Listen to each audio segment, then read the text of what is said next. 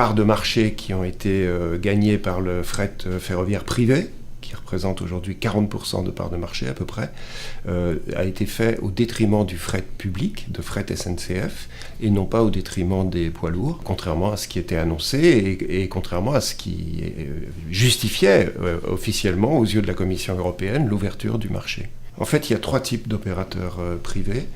La plupart d'entre eux, ce sont des filiales d'opérateurs ferroviaires étrangers. Deuxième opérateur privé, c'est ce qu'on appelle les OFP, les opérateurs ferroviaires de proximité, qui au départ correspondaient surtout à des voies ferrées qui étaient autour des ports. Et puis le troisième type d'opérateurs ferroviaires privés, ce sont des filiales des groupes de BTP qui notamment font ce qu'on appelle des trains de chantier, transportent des matériaux pour les chantiers de rénovation des voies, mais pas seulement. Le principal de ces opérateurs, c'est ECR, Eurocargo Rail, qui est une filiale de la Deutsche Bahn, donc la SNCF allemande, on peut dire. Et cet opérateur a conquis entre 15 et 20%, apparemment 16-17% de parts de marché, et rencontre des difficultés énormes, puisqu'il y a un plan dit de sauvegarde de l'emploi qui vient d'être signé, et qui prévoit la suppression de 120 emplois. Donc le rêve d'un marché du transport ferroviaire ouvert à la concurrence, dynamisé, donnant plus satisfaction que donnait autrefois Fret SNCF, n'est pas vérifié dans les faits. Et c'est ça qui est important, ce sont les faits.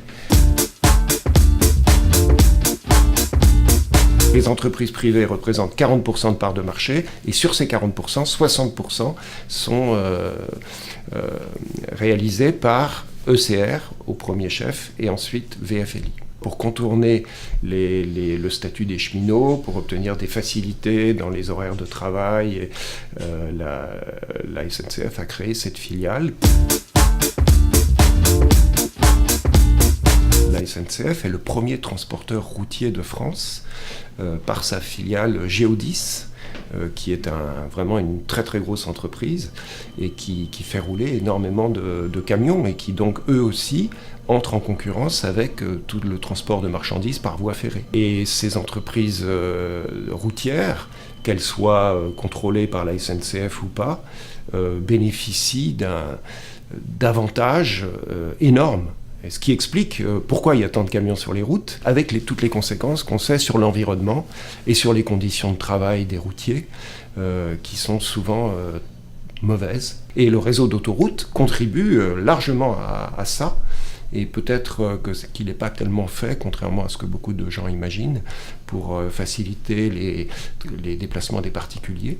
Mais en fait, c'est surtout, ça bénéficie surtout au transport de marchandises, au détriment du fer et au détriment de la nature, ou en tout cas de l'environnement. Si on regarde le cas de ECR, donc, qui est le principal concurrent de la SNCF, pourquoi la Deutsche Bahn fait tous ces efforts depuis des années pour renflouer cette entreprise qui ne lui rapporte pas d'argent? La France occupe une place centrale en Europe. Elle est au carrefour, donc un passage obligé entre l'Allemagne, la péninsule ibérique, l'Italie. C'est probablement pour ça que la Deutsche Bahn fait tous ces efforts. Il faut que la loi privilégie le fret partout où c'est possible, d'une part, et d'autre part, il faut rendre plus difficile la vie des camions, pas des camionneurs. Au contraire, il faudrait contrôler les conditions de travail pour s'assurer que les conventions collectives sont respectées, etc. C'est pas absurde que les marchandises soient prises en charge pour les derniers kilomètres par des camions qui offrent une certaine souplesse. Par contre, transporter des bouteilles d'eau, des tonnes de bouteilles d'eau d'Italie vers la France par camion, par exemple, on ne voit pas très bien la rationalité et la logique, d'autant plus que ce n'est pas des produits périssables, il n'y a aucune urgence. Et même ce seraient des produits périssables, c'est le cas des fruits et des légumes qui viennent du Portugal ou qui viennent d'Espagne.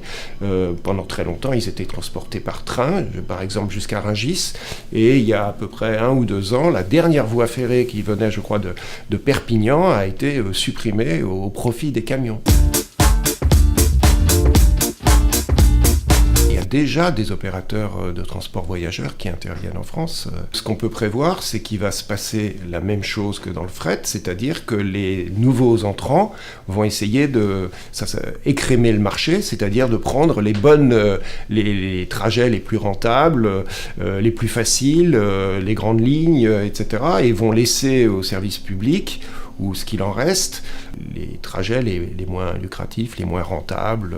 Ouigo, c'est une filiale aussi de droit privé, même si les trains sont jusqu'à présent conduits par des conducteurs SNCF. Il faut parler du Thalys, dont la SNCF est le principal actionnaire. Il faut parler de Eurostar, dont la SNCF est aussi le principal actionnaire. Et tout ça, ce sont des entreprises de droit privé. Donc d'une certaine façon, ces entreprises sont au transport voyageur ce que VFLI est au transport du fret. En fait, on peut dire que le marché est déjà relativement ouvert.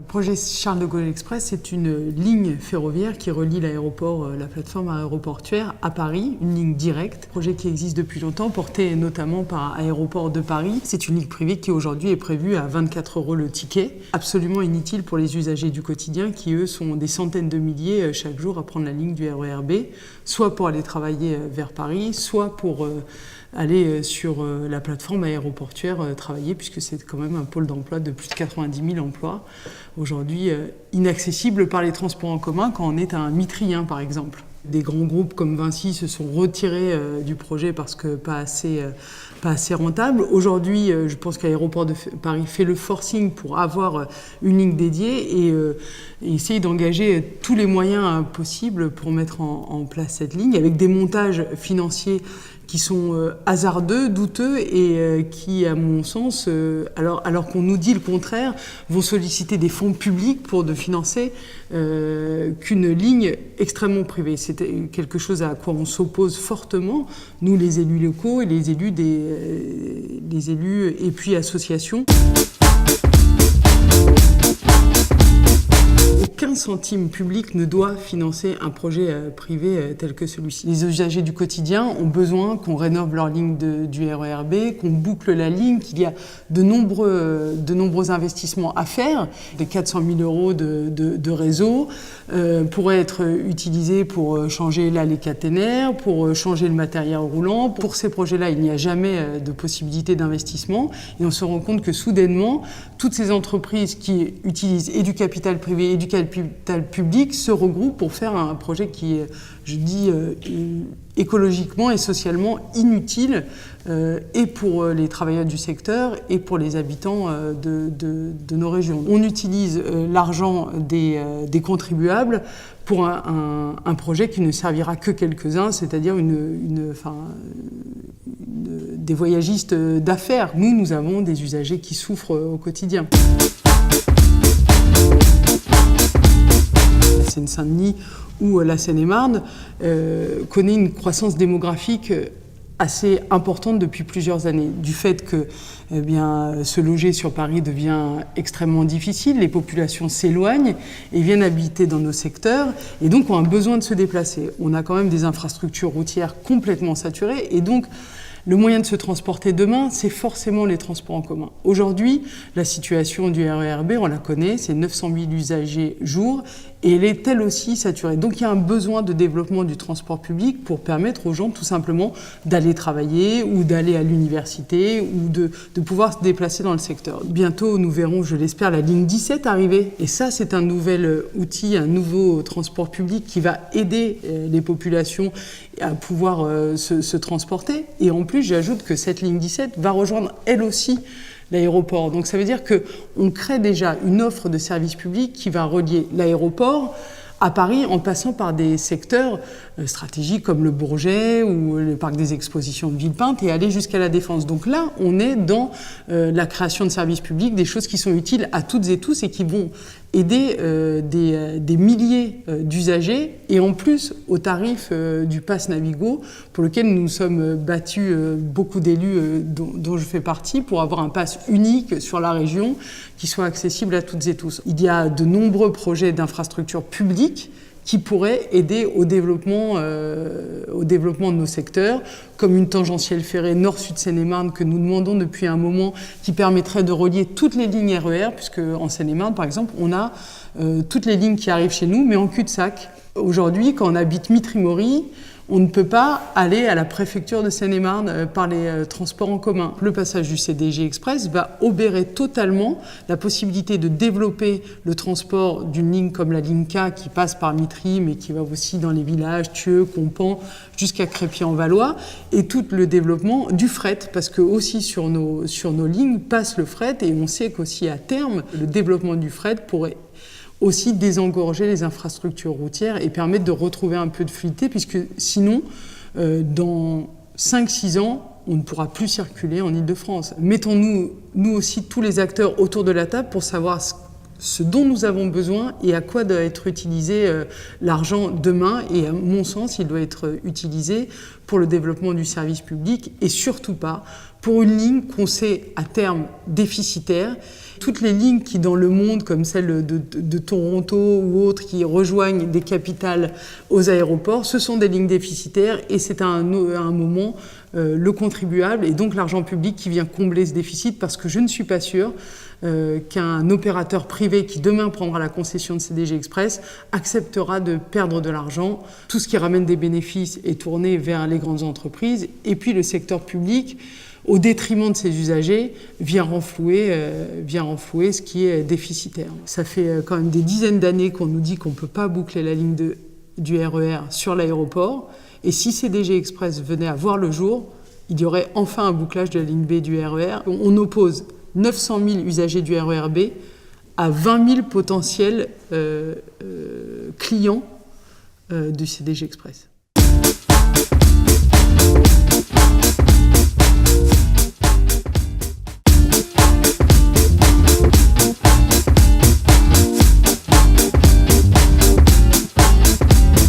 On a par exemple aujourd'hui un recul nécessaire sur le fret ferroviaire. Effectivement, depuis 10 ans que c'est libéralisé, on l'a en France, on voit ce que ça donne, mais on voit ce que ça donne aussi dans toute l'Europe aujourd'hui. On est à plus de 600 ou 700 entreprises ferroviaires. Alors forcément, l'entreprise historique, elle a gardé en général 2/3, 60% du trafic, mais les conditions de salariés ne sont plus du tout les mêmes. On a à la fois un dumping social, un dumping salarial, un dumping sur la formation. Et la formation, elle a des conséquences sur la sécurité du personnel et sur la sécurité des transports. On ajoute à cela le dumping fiscal entre pays. On a demandé, par exemple, au nom de la Fédération européenne des transports, un retour d'expérience du fret ferroviaire. C'était d'ailleurs ce qui était prévu à l'issue des 3 premiers paquets ferroviaires. Et ce retour d'expérience est refusé systématiquement par l'Europe. Il y a un objectif réel qui est le démantèlement des entreprises publiques. Et l'objectif affiché, c'est redonner de la part modale aux ferroviaires au détriment des transports les plus polluants. Le trafic ferroviaire en Europe, il a baissé. Il a baissé de moitié en France. L'exemple le plus cassant fixé, la France, où il a baissé de moitié. On a une culture ferroviaire commune, mais on a par exemple l'approche sur le service public, la notion de service public telle qu'on l'a définie en France, elle n'est pas la même dans les différents pays. Faire du rail, ça s'improvise pas. C'est faire quand même rouler des centaines de tonnes sur 2 fois 5 cm de rail, hein, donc ça laisse pas place à l'improvisation. Et donc il faut un haut niveau de formation. On a des heures de formation de conducteurs qui vont de 50 à 1000 heures. Bon, effectivement, quand vous faites une formation de 50 heures, vous n'êtes quand même moins apte à conduire un train que celui qui a mis 1000 heures de formation. C'est important pour la Fédération européenne de garder les conditions de travail des cheminots, de garder leur statut social et de répondre aux besoins des usagers. Aujourd'hui, l'État anglais donne 3 fois plus d'argent public qu'il ne donnait à la British Railway. Les tarifs des billets en Angleterre, les tickets de train, évoluent 2,5 fois plus vite que les salaires. Vous avez pas de qualité de service, des trains bondés, des trains qui roulent très lentement. D'ailleurs, il y a tout un mouvement important en Angleterre qui monte, à la fois par le Parti travailliste, qui lui a un véritable programme de nationalisation et qui est soutenu par l'ensemble des syndicats cheminots. Mais on a même aussi le maire de Londres qui est conservateur, qui a déclaré qu'il fallait faire quelque chose pour remunicipaliser les transports urbains à Londres. Le principal concurrent du rail aujourd'hui, c'est la route, à la fois sur le marchandise par les camions routiers, et là je ne vais pas vous faire de dessin, vous connaissez tous le dumping extrême qu'il peut y avoir dans le routier, mais maintenant ça vient concurrencer les lignes de train intercités et aussi les lignes régionales avec des opérateurs comme Flixbus qui n'ont rien à envier, excusez-moi du terme, en conditions sociales aux travailleurs routiers de l'Est. Le ferroviaire paye ses péages, il paye le coût de son infrastructure, et la route ne le paye pas. Aujourd'hui, ce qui paye principalement la route, c'est les automobilistes et puis le contribuable. C'est pas le péage d'un camion qui va rentabiliser une infrastructure routière. Le rééquilibrage modal, il passe par l'infrastructure, il passe par le coût de l'infrastructure. Et donc il faut à la fois que le routier paye l'infrastructure, et donc aujourd'hui il y a une directive européenne qui s'appelle la directive Eurovignette. Nous on veut que ça se décide à la fois avec les salariés, avec les usagers et avec les responsables de transport dans les différents pays. L'avenir est dans la mobilisation des salariés et des usagers, à ne pas tenter l'aventure libérale, parce qu'on sait où ça va mener, et on le sait d'autant mieux dans le ferroviaire que le ferroviaire est à l'origine des compagnies privées qui ont été nationalisées parce qu'il y avait une faillite considérable. Dans un système capitaliste, il faut concentrer les moyens de production pour avoir des coûts moindres. Et donc la multiplication d'acteurs, ça ne va pas marcher. On voit aujourd'hui dans le fret, il y a 700 entreprises privées, ça ne marche pas. Ça peut marcher sur quelques niches, mais au bout d'un moment, on a énormément de problèmes. On a des problèmes de recrutement, des problèmes de sécurité, des problèmes de vieillissement. Donc aujourd'hui, on entretient l'illusion parce qu'on est encore sur du matériel un peu vétuste, mais ce qui fonctionne encore. On est encore sur un savoir-faire, sur des cheminots qui est encore présent. Aujourd'hui, l'infrastructure anglaise appartient à une compagnie privée qui a 100% appartient à l'État, donc qui est sous tutelle. Donc en gros, c'est une entreprise publique qui dit pas son nom. Donc il y a un effet de concentration qui est quand même logique, qui est naturel dans une économie libérale, qui va en contradiction avec la multiplication des acteurs. Tout passera par la mobilisation des salariés et des usagers à convaincre le politique que les économies qu'il pense faire en privatisant, c'est une économie à court terme.